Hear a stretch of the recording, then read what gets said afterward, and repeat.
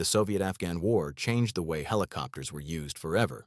Faced with extreme mountain terrain and dispersed insurgent forces, the Soviet 40th Army relied heavily on rotary-wing aircraft for mobility, firepower, and survival. This video documents every single helicopter type used by Soviet forces during the decade-long conflict from 1979 to 1989. Let's begin with the attack helicopters. Mi-24A, the Hind-A. Considered the first combat variant to see action in Afghanistan, this machine served as the initial flying infantry fighting vehicle for Soviet forces.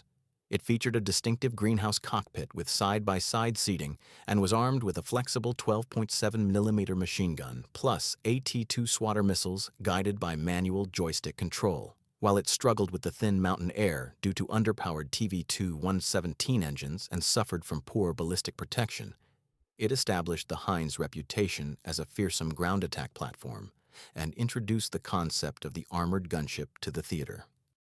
Mi-24D, the Hind-D. Considered the definitive gunship configuration, this machine served as the primary tank hunter and convoy escort throughout the war. It featured a complete redesign with stepped tandem cockpits, titanium armor bathtubs, and a nose-mounted Yak-B 4-barrel rotary machine gun capable of 4,500 rounds per minute. While the semi-automatic missile guidance was a major improvement, the 12.7mm rounds still lacked penetration against mud brick compounds. But the separated crew positions dramatically improved survivability, and the redesign transformed the Hind into a true attack helicopter. Mi-24V, the Hind-E. Considered the most prolific and capable variant deployed, this machine served as the backbone of Soviet aerial firepower. It featured the supersonic Sturm V anti-tank missile system with a 5,000-meter range and upgraded TV-3-117V engines specifically tuned for high-altitude operations. While it remained vulnerable to MANPADS despite improved performance, it provided the ability to engage targets from beyond the range of most anti-aircraft guns and became the standard by which all Soviet attack helicopters were measured. Mi-24P, the Hind-F. Considered the bunker-buster variant, this machine served as the solution to fortified compound walls and rock sangars. It featured a fixed, side-mounted GSH-30-2K twin-barrel 30mm autocannon adapted from the Su-25 ground attack jet. While pilots had to aim the entire helicopter to fire and the recoil could arrest forward momentum, it provided devastating firepower capable of pulverizing hardened targets and earned a reputation as the most destructive Hind variant in theater. Mi-24VP, the Hind-E mod. Considered a late-war compromise design, this machine served in very limited numbers during the final year of the conflict. It featured a movable nose turret mounting a GSH-23L twin-barrel 23mm autocannon, attempting to balance firepower with firing flexibility. While only a handful saw service before the Soviet withdrawal, it represented the evolution toward more versatile weapon systems and influenced post-war Russian gunship development. Next on the list are the transport helicopters.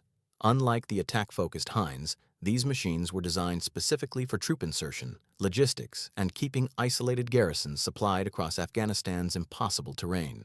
Mi-8T, the Hip-C. Considered the baseline utility helicopter at the war's start, this machine served as the standard transport for the Soviet Air Force. It featured twin TV-2-117 engines and capacity for 24 troops or 3,000 kilograms of cargo. While it suffered catastrophically from density altitude in the mountains, often reducing payload to just a handful of troops, it remained in service throughout the war and proved the concept that helicopters were the only viable transport method in Afghanistan's vertical terrain. Mi-8TV, the armed Hip. Considered an attempt to create a heavy assault variant, this machine served as a fire support platform in lower altitude zones.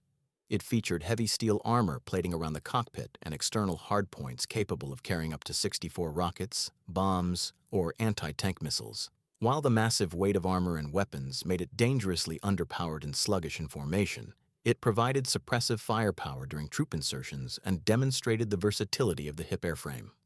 Mi-8MT, the Hip-H.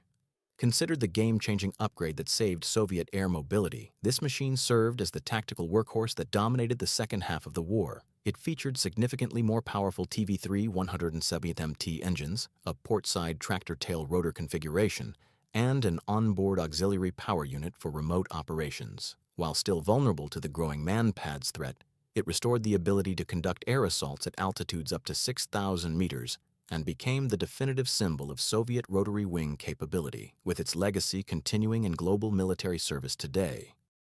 Next on the list are specialized mission variants. Mi-9, the Hip-G. Considered the flying headquarters of division commanders, this machine served as an airborne relay station and command center. It featured the Volga communication suite with distinctive hockey stick antennas to overcome line-of-sight limitations in mountain valleys. While not a combat platform, it provided essential battlefield coordination and allowed commanders to direct dispersed units across compartmentalized terrain that blocked ground-based radio communications.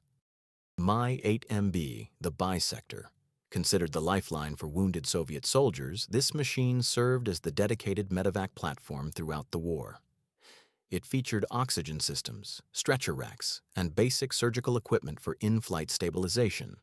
While flying into hot landing zones made these missions extraordinarily dangerous, the rapid casualty evacuation dramatically reduced mortality rates, and bisector crews were among the most respected in the entire theater.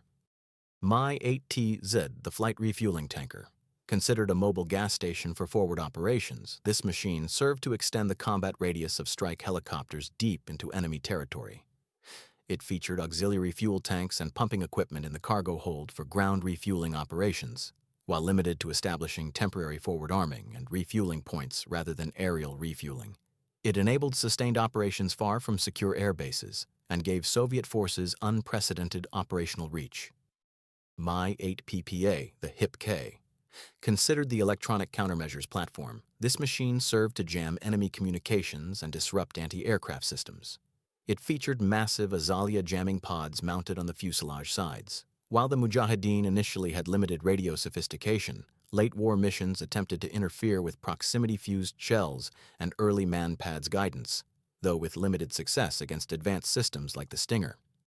Next on the list are the heavy-lift helicopters. Unlike the tactical Hips and Hinds, these giants were designed specifically for strategic logistics, moving bulk supplies and heavy equipment that sustained the entire Soviet war effort.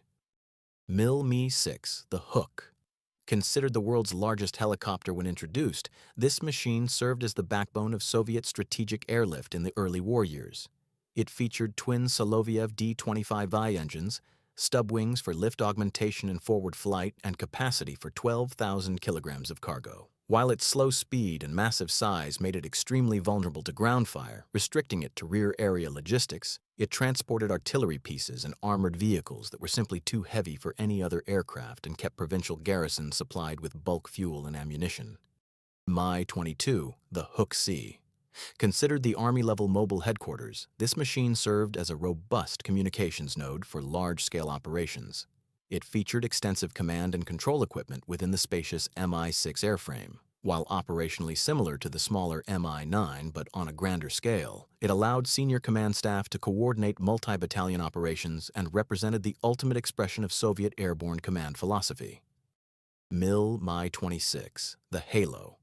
Considered the most powerful helicopter ever built, this machine served in the latter half of the war to supplement and replace the aging Mi-6 fleet. It featured an 8-blade main rotor, massive D-136 engines, and a staggering 20,000 kilogram payload capacity, nearly double the Mi-6. While arriving too late to fully replace the Hook fleet, it revolutionized recovery operations by sling-loading damaged helicopters back to repair depots, salvaging aircraft that would otherwise be lost, and becoming a strategic force multiplier in a war of attrition where every airframe mattered. Next on the list are the older, light helicopters. Unlike the turbine-powered workhorses, these legacy designs maintained only niche roles, primarily within the Afghan government forces rather than Soviet frontline units. Mi-2, the Hoplite. Considered a light utility helicopter manufactured in Poland, this machine served exclusively in auxiliary roles for the Democratic Republic of Afghanistan Air Force. It featured twin turbine engines but in a compact, lightweight airframe. While never a frontline Soviet combat aircraft due to light armor and limited payload, it provided pilot training, liaison duties, and light medical transport in lower-threat environments. Mi-4, the Hound. Considered an obsolete piston engine predecessor to the Mi-8, this machine served only with Afghan government forces in secondary logistics roles. It featured a radial piston engine whose performance degraded severely at high altitude compared to turboshafts. While completely unsuitable for mountain warfare and phased out as the Soviets supplied more modern aircraft, it represented the legacy fleet that bridged Afghanistan's aviation history from the 1950s into the modern jet age.